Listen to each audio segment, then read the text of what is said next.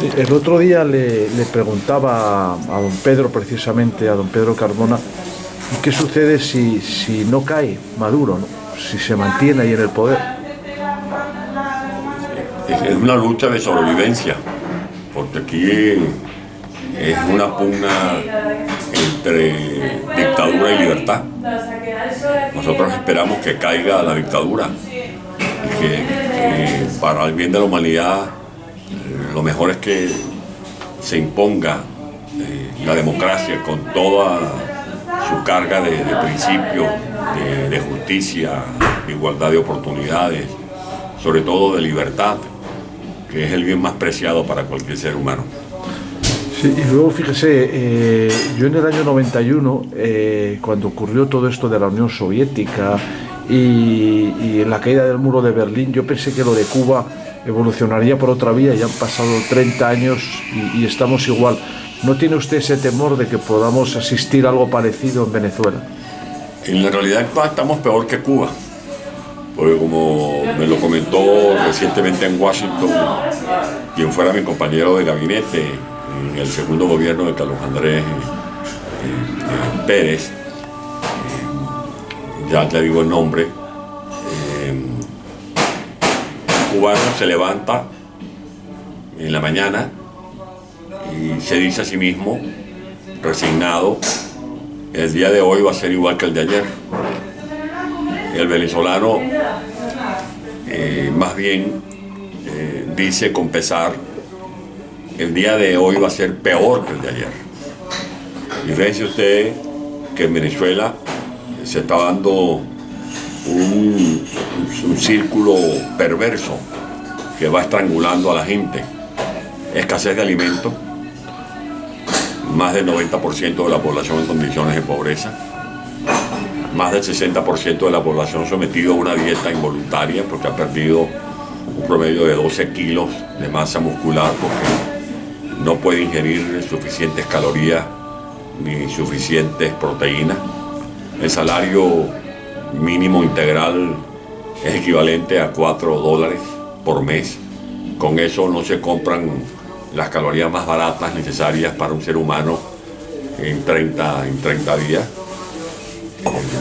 La gente padece de enfermedades que parecían conjuradas en Venezuela, como la malaria, el sarampión, la cantidad de niños que están muriendo diariamente del sarampión, los enfermos renales que no pueden hacerse el servicio de diálisis, los enfermos de cáncer que no tienen acceso a la quimioterapia, muchos de ellos mueren en medio de estruendosos alaridos por los dolores en sus días postreros que no pueden calmar porque no tienen la morfina a la mano, los enfermos seropositivos que no tienen retrovirales, en los hospitales en una situación como si estuviéramos en tiempos de guerra, más del 84% de los quirófanos fuera de servicio, más del 80% no tienen servicios de agua potable, los equipos rayos X están fuera de servicio, el personal médico y de enfermería mermado. Nosotros teníamos un personal de enfermería de primer nivel,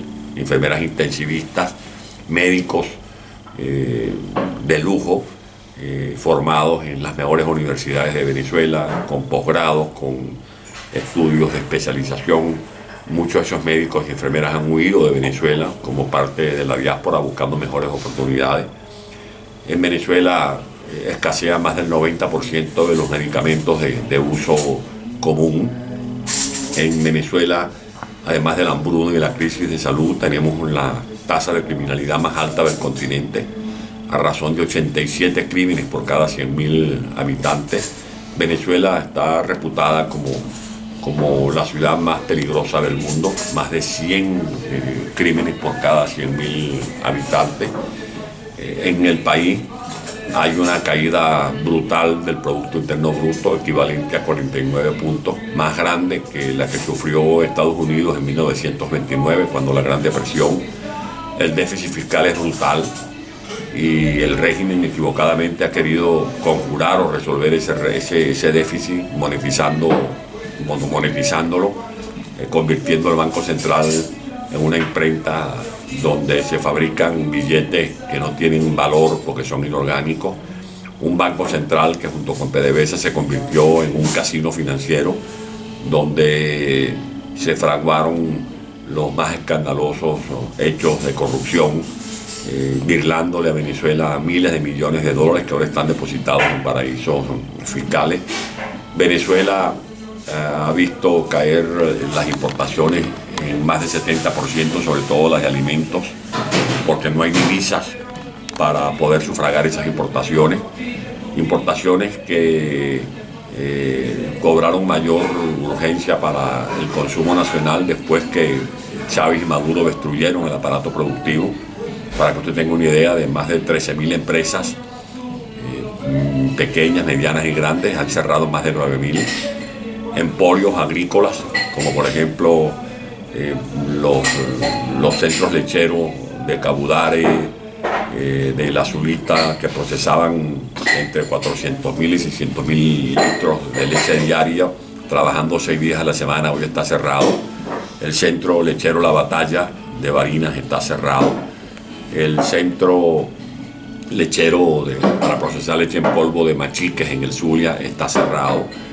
Los hatos que fueron confiscados, como el hato La Marquesina en Barinas, el hato Caroní, el hato El Charcote en Cogede, el hato El Frío de Apure, que tenían un buen pie de cría, que colocaban en el mercado anualmente unos 60.000 toretes. Hoy esos hatos que eran prósperos están arruinados. Los centros de porcinos que tenían 2.000 madres cerdas, por ejemplo, Porcinos Los Albas, hoy está cerrado. Industrias como aceite Diana funcionando un 10%, chocolates de Carúpano quebrado, pastificios, empresas procesadoras de café como Fama de América, por ejemplo, dando lástima, empresas de servicio de origen español como Agroisleña, que tenía 174 tiendas, hoy esa empresa está en ruina, fue asaltada por la dictadura, una empresa que le daba a los productores agropecuarios semillas certificadas, pesticidas, herbicidas, les daba créditos oportunos, les garantizaba la compra de la cosecha, les garantizaba el pronto pago, les daba asistencia técnica, los proveía de cooperativas de tractores, de cosechadoras, etc. Pues bien, todo eso se convirtió en una pesadilla después de haber sido un viaje maravilloso hacia la prosperidad.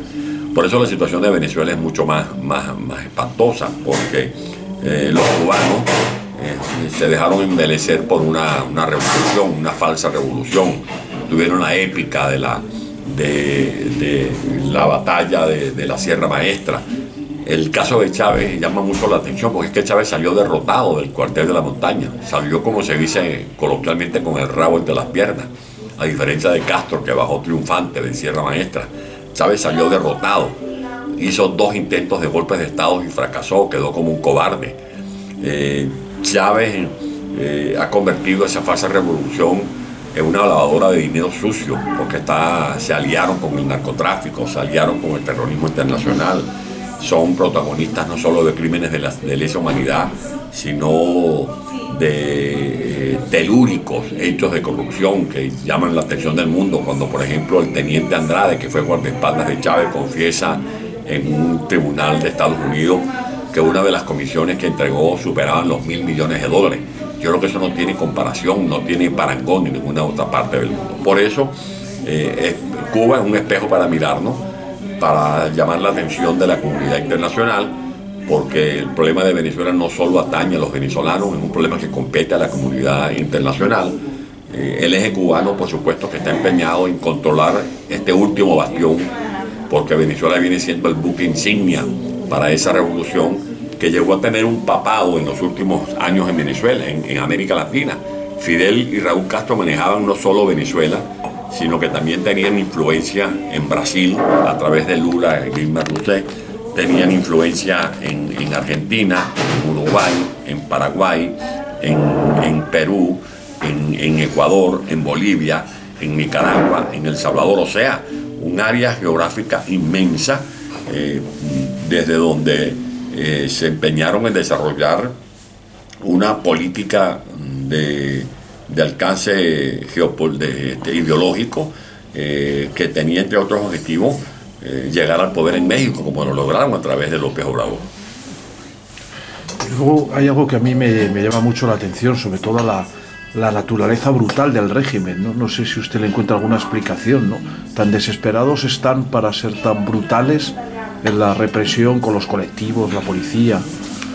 En la medida en que el régimen se debilita, como en efecto está, es más peligroso, porque a las dictaduras, cuando ya no tienen pueblo, cuando ya no tienen reconocimiento internacional sino repudio, cuando además se le van agotando los recursos económicos porque los despilfarraron y lo que se robaron no lo disponen ni lo colocan en la mesa para atender al pueblo al que dicen deberse, no les queda otra alternativa que agudizar la represión.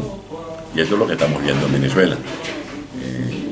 Un abanico de detenciones arbitrarias, detenciones que llevan consigo el riesgo de ser torturados, como en efecto ocurre. Ahí tenemos el ejemplo de lo que hicieron con el capitán Caguaripano, lo que hicieron con el diputado Requesén, lo que hacen con todos los que hemos sido presos políticos, que cuando no nos aplican las torturas físicas, nos aplican las torturas blancas, que es, por ejemplo, aislarnos, incomunicarnos, colocar a los detenidos en celdas iluminadas las 24 horas del día, con pintura blanca, con un silencio que aturde, y además del riesgo de ser torturados, de ser asesinados, como asesinaron al concejal Fernando Albán, después de haberlo liquidado al no asimilar las torturas, lo lanzaron del piso 10 del edificio conocido como La Tumba, lo que han hecho con otros detenidos a los que dejaron morir de mengua porque no les daban la asistencia médica que necesitaban, los suicidios inducidos, como hicieron con el señor Rafael González, el que ellos le adjudicaron el mote del aviador. Un régimen que es capaz de hacer exterminio, porque dice el punto 7 del Estatuto de Roma que cuando un pueblo necesita alimentos y medicina, proveerles de esa ayuda es una obligación de la comunidad internacional. Pues bien, el 23 de febrero se intentó ingresar a Venezuela desde Cúcuta y desde Santa Elena de Guairén alimentos y medicinas, y el régimen lo impidió, usando la fuerza de sus escuadrones, de sus grupos parapoliciales, paramilitares, etc. Y eso es exterminio. Además cometieron delitos contra la etnia, asesinando a los pemones en Santa Elena de Guairén. Además, antes habían cometido crímenes de guerra, porque para mí es un crimen de guerra lo que hicieron el 15 de enero del año 2017 contra el inspector Oscar Pérez y sus compañeros en una comunidad de Caracas conocida como El Junquito. Allí Oscar Pérez y sus compañeros estaban rendidos. Ese acribillamiento lo vio todo el mundo a través de las redes sociales, porque fue un ajusticiamiento en tiempo real. Todo eso configura un cuadro que da pie para que Maduro y su camarilla sean responsabilizados por crímenes de lesa humanidad y sean juzgados, como es el propósito que animó al señor Almagro como secretario general de la OEA y al alto comisionado de Derechos Humanos de la ONU a consignar sendos informes en esa corte que aspiramos que se conviertan muy pronto en incidencias que den pie al juicio contra Maduro y quienes lo han secundado en la Comisión de Crímenes de Lesa Humanidad. Y luego asistimos en estos días con estos apagones. Ya no hablamos de una crisis, casi de un colapso económico, ¿no?, del país. El país está colapsado, no va ya a ningún sitio. O sea, la economía no funciona, los cortes de luz, las empresas están a medio gas. ¿Este colapso económico en qué puede acabar? Bueno, el país está en el fondo del abismo. Ya me referí a los hechos que nos colocan como un país arruinado que perdió desde hace unos cuantos años la senda del crecimiento económico. Y desde el punto de vista social, un país al borde de la anomia, porque la población adentro sobrelleva un viacrucis, protagoniza un viacrucis, y afuera ya vamos para 5 millones de venezolanos que formamos parte de una diáspora desesperada que huyó de cualquiera de los factores a los que haya hecho referencia: la persecución política, la hambruna, la criminalidad. Lo que estamos viviendo en la actualidad es un colapso que no tiene solución hasta tanto y en cuanto Maduro usurpa el poder, porque él es la piedra de tranca para que Venezuela comience a dejar como parte de este pasado oscuro esta tragedia a la que nos estamos refiriendo. El colapso eléctrico es irreversible. Eso se va a ir complicando más de lo que ya se había advertido desde el año 2005, porque esto no es ninguna sorpresa. Esto ya se había denunciado porque era claro que primero los dineros que se dispusieron para comprar o hacer el overhaul de las turbinas, o para comprar plantas eléctricas, o para hacer inversiones en los centros de producción, de transmisión y distribución de energía eléctrica, o para habilitar las termoeléctricas. Estamos hablando de un volumen de más de 100 mil millones de dólares. Ese dinero se lo robaron. De eso hay denuncias desde hace mucho tiempo.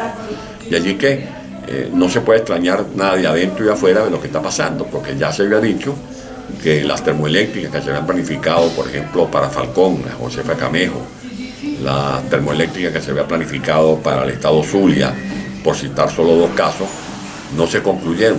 Se pagaron, pero no se concluyeron. Las que ya había dejado la democracia, como Tacoa o como Planta Centro, no se le hicieron las inversiones adecuadas para rehabilitarlas.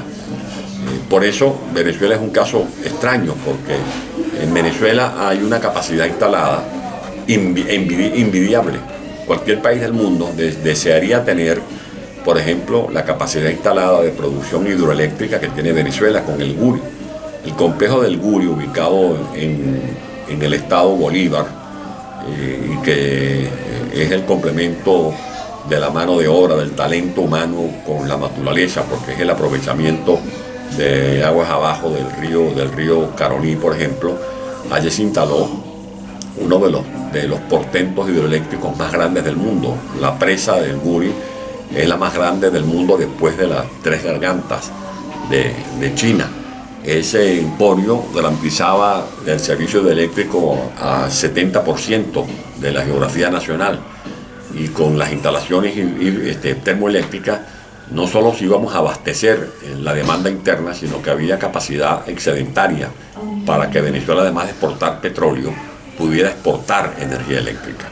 Y esto vale la pena decirlo porque toda la planificación contemplaba no solo la producción, sino la transmisión y la distribución permanente, porque la energía eléctrica que se produce no se puede almacenar. Eso no es como el agua, que usted tiene un embalse y lo llena de agua y la tiene allí para uso preventivo o controla el desagüe. No, la energía eléctrica que se produce tiene que salir y transmitirse, porque no se puede almacenar. Teniendo Venezuela más de 33.000 megavatios, capacidad de producción de energía de 33.000 megavatios, ocurre que las 2/3 partes de esa capacidad instalada está fuera del servicio, porque no le hicieron el mantenimiento. O sea, eso no va a resolverse porque el problema es estructural. Las subestaciones, la de Los Olivos, la de Altavista, la estación Malena, la estación Arenosa, están también destruidas.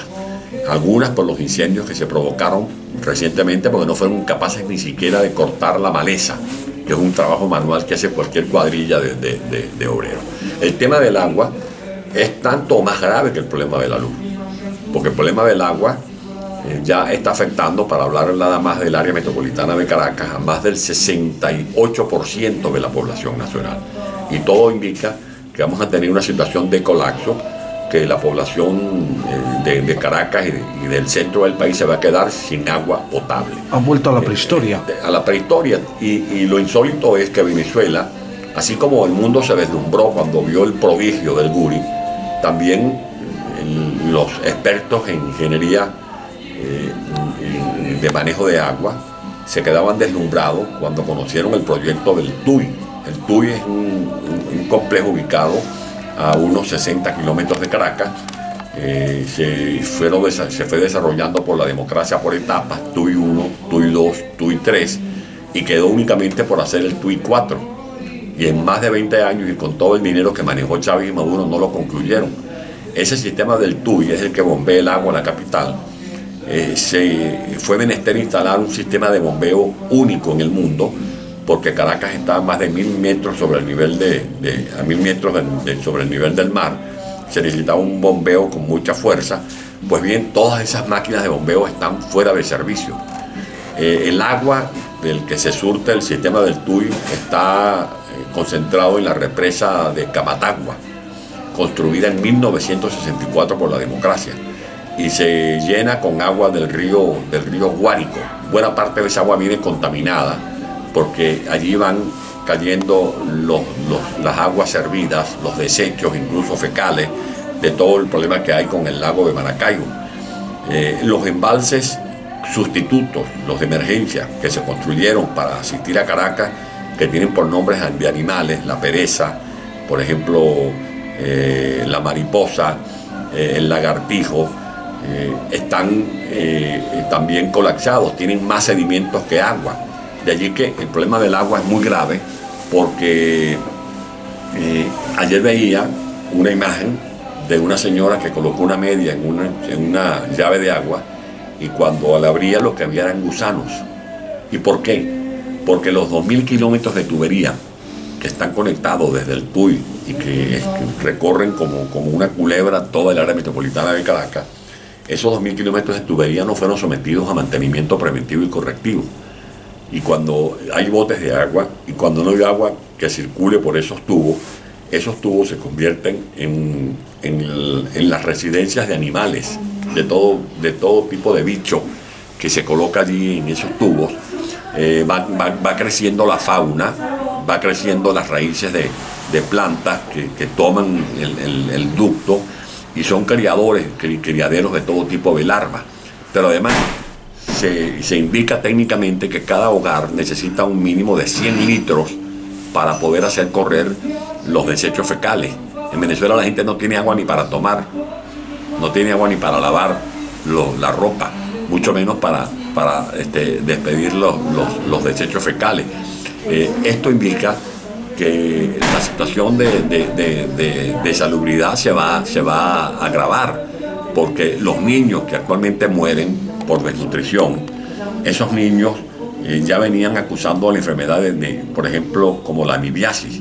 ¿Qué problema trae la amibiasis en un niño? Que no tiene capacidad de asimilación de ningún alimento. Y los pocos alimentos, que una madre o un padre pueden darle a un niño que tiene amibiasis, esos alimentos no los asimila y son entonces devorados por las lombrices que invaden su abdomen. Va a haber un incremento, ha dicho un médico experto en Venezuela, el doctor José Félix Boleta, va a haber un incremento de las enfermedades infectocontagiosas, enfermedades gástricas, enfermedades respiratorias. O sea que el tema del agua es tan grave como el problema de luz, como lo es también el del gas doméstico.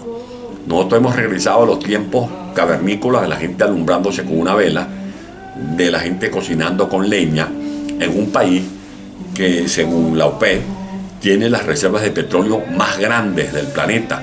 Venezuela tiene en reserva lo equivalente a 309.000 millones de barriles de petróleo, más reservas que Estados Unidos, que tiene apenas 40.000 millones, más reservas que Arabia Saudita, más reservas que Irán, que Kuwait, más reservas que Brasil, pero además tiene la sexta reserva de gas del mundo.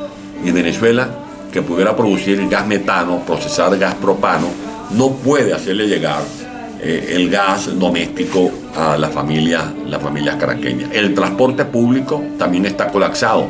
En Venezuela ya hay gente que muere tratando de treparse a unas unidades que se llaman perreras. O sea, esto es realmente insoportable. Por lo tanto, todo indica que siendo esto insoportable es insostenible, que Maduro no tiene cómo seguir usurpando el poder, porque la propia realidad lo va estrechando y lo va colocando contra la pared, más allá del esfuerzo que se valora de Juan Guaidó y de los venezolanos que han venido resistiendo a lo largo de estos 20 años. Sí, y luego Estados Unidos, el Grupo de Lima, la OEA, la comunidad internacional se ha instalado en esto de la no intervención, ¿no? ¿Usted cree que sin intervención, como piensan algunos, no va a caer el régimen? ¿Piensa que eso es tan importante? Es que yo lo pongo a la inversa y invito a la comunidad internacional a que constate cómo Venezuela está intervenida. El debate del momento es la presencia de efectivos rusos con equipos bélicos en el territorio nacional, no solamente representando una amenaza para Venezuela, sino para Colombia, al extremo de que ayer leí y vi y escuché unas contundentes declaraciones del canciller Carlos Holmes, repudiando y condenando estas amenazas de las autoridades rusas. Pero además de efectivos rusos que llevan años haciendo ventas de fusiles, de tanques, de guerra, de aviones, helicópteros, de artillado, a un país que no tiene cómo comprar alimentos, no tiene cómo comprar medicinas, pero tiene que pagar altas cuotas de interés por estos compromisos asumidos comprando equipos bélicos. Tenemos la invasión de iraníes, donde además hay la presencia de núcleos del terrorismo identificados con Hezbollah. Y desde hace mucho tiempo también están presentes en Venezuela los tentáculos de la FARC y del ELN. Específicamente están ahorita metidos en una de sus zonas de control, que es el Arco Minero.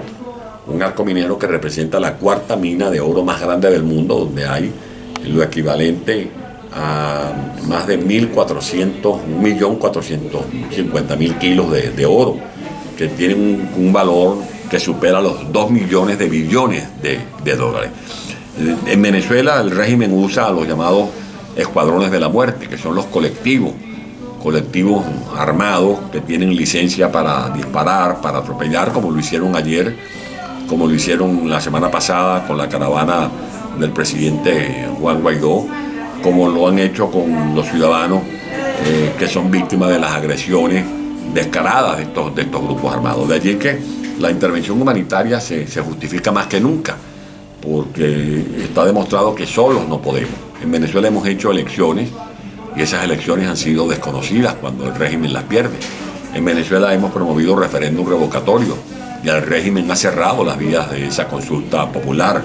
En Venezuela se hizo el ensayo del diálogo en República Dominicana y terminó siendo un fiasco, terminó siendo una estafa, que el propio Papa acaba de decir, de confesar que fue muy lamentable que ese diálogo fuera mal utilizado por Maduro, que simplemente se valió de ese esfuerzo del dialoguista para ganar tiempo. De allí que tengo cómo explicar por qué se justifica en Venezuela una intervención humanitaria.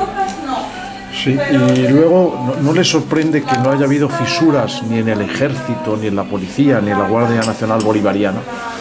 Que no se haya roto... No, sí hay fisuras. Fíjense que una de las fisuras la representa el inspector Oscar Pérez, que era un prominente efectivo de la Policía Técnica Judicial. Él y sus compañeros fueron acribillados, como lo acabo de recordar. Hay fisuras en el ejército, en la Fuerza Armada. Están detenidos, por ejemplo, el general Baduel, que fue ministro de la Defensa con Chávez. Está detenido el general Rodríguez Torres, que fue director del SEBIN, que fue ministro de Relaciones Interiores con Maduro. Están detenidos cerca de 200 oficiales de la Fuerza Armada Nacional, gente que de una u otra manera estaban identificados con Chávez o con Maduro, pero que se han decepcionado.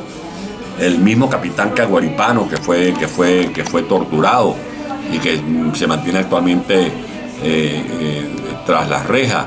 Venezuela es el país del mundo con más militares detenidos, porque en Venezuela discrepar es un delito, y estos soldados no es que intentaron dar un golpe, lo que quisieron fue poner de manifiesto su voluntad de colocarse del lado de la Constitución Nacional. Sí, y luego no teme, yo el otro día le preguntaba también a don Pedro Carmona, ¿no teme que esto pueda acabar en un baño de sangre, con lo radicalizado que está el régimen? Ya hay un baño de sangre. ¿Cuántos muertos más? ¿Cuántas víctimas más tienen que ser enterradas, sacrificadas, para que comprenda la comunidad internacional que en Venezuela hay un exterminio, un genocidio silencioso? El año pasado murieron más de 25.000 seres humanos en Venezuela. Se dice que a manos de Lampa. Asaltos, atracos, secuestros, sicariatos. Nuestras cárceles están abarrotadas de presos políticos. Y tenemos una diáspora que, como ya indiqué también con cifras, es reconocida por ACNUR, es reconocida por observadores internacionales como uno de los desplazamientos humanos más grandes de los últimos tiempos. Venezuela ha dibujado con la sangre de los venezolanos el mapa sentimental de la patria. El año 2014 hubo más de 41 muertos. Durante los años 2015, 2016, 2017, centenares de víctimas.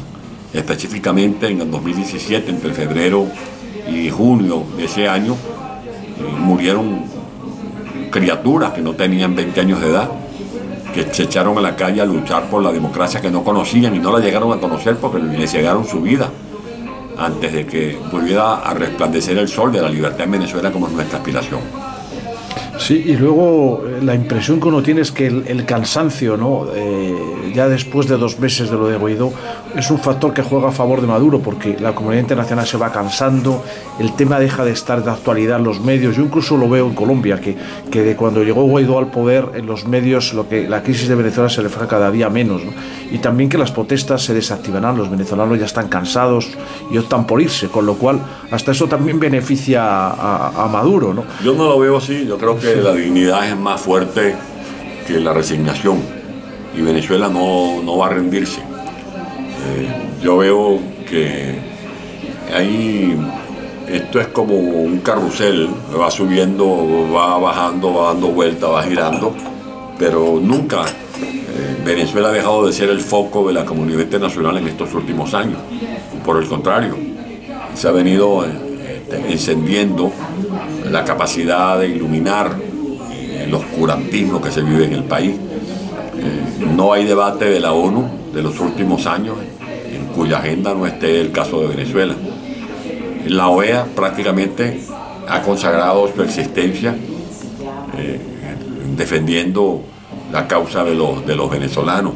El Parlamento Europeo, más lejano de nuestro territorio, también se ha ocupado de nuestra tragedia. Se ha creado un grupo especial en el Parlamento Europeo llamado Grupo de Contacto para el caso de Venezuela, que ha tenido sesiones de trabajo en Uruguay y en Ecuador. La OEA tiene en paralelo al grupo de Lima, dedicado también al caso de Venezuela. En los últimos meses, más de 50 países han reconocido a Juan Guaidó como presidente legítimo de nuestro país.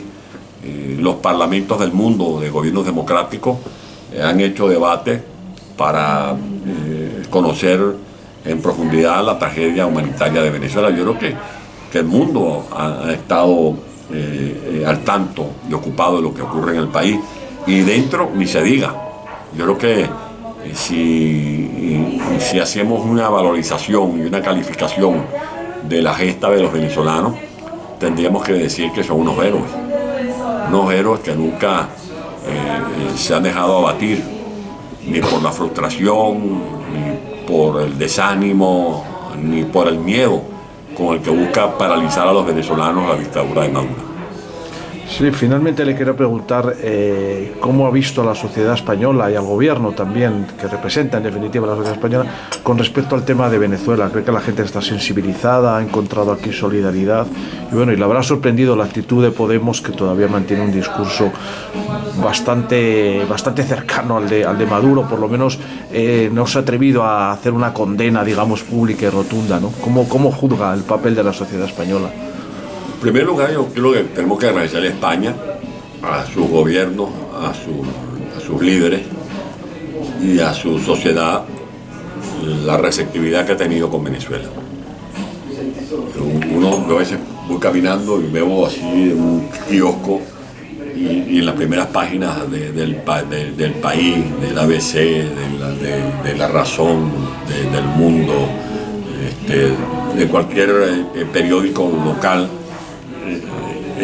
hay algún titular relacionado con la crisis de Venezuela. Aquí hemos llegado más de 300.000 venezolanos. Bueno, el número tiene una explicación. Muchos estamos vinculados con inmigrantes europeos. En el caso de España, fueron miles los gallegos, los canarios, los catalanes, los madrileños, los asturianos que llegaron a Venezuela. España ha sido la punta de lanza para que el caso de Venezuela llegue a todos los confines de Europa. Hace unos años, cuando se hablaba de Venezuela en Alemania o en Francia o en Luxemburgo o en Inglaterra, eso pasaba sin pena ni gloria. Hoy en día se habla con soltura, es moneda corriente el caso de lo que ocurre en Venezuela, y eso es gracias a la verbalización que se hizo desde España. Y en eso hay que reconocer el esfuerzo mancomunado de todos los líderes políticos, con algunas excepciones, como por ejemplo estos grupos de Podemos que actúan como franquicias del chavismo. Y ellos deberían reflexionar al respecto, porque es un lastre para cualquier liderazgo político internacional avalar esa desvergüenza que raya lo que significa la izquierda en cualquier parte del mundo. Porque no estamos hablando de un modelo político basado en ideologías con las cuales no se puede estar o no de acuerdo. Estamos hablando de un modelo político que tiene las máculas de la corrupción, de los crímenes, del narcotráfico. Pero en términos generales, en mi caso particular, recuerdo que cuando me metieron preso, mi esposa fue atendida por líderes del PP, como por ejemplo Aznar, como el presidente Rajoy, en sus tiempos el compañero Pablo Casado. Fue atendida por el presidente Felipe González, que ha estado muy pendiente de nuestro drama, también por Pedro Sánchez, quien recibió a mi esposa en su despacho, siendo secretario general del PSOE. Líderes del PSOE aquí en el Parlamento y de España y en el Parlamento Europeo han estado pendientes de nuestro caso. Por supuesto, hay tonalidades, hay acentos en las palabras que pronuncian unos y otros, porque ha habido diputados, senadores que se han dedicado a defender la causa de Venezuela. Sí. Bueno, pues nada, desearle mucha suerte y que el cambio llegue cuanto antes a Venezuela. Yo mediante así va a ser. Sí.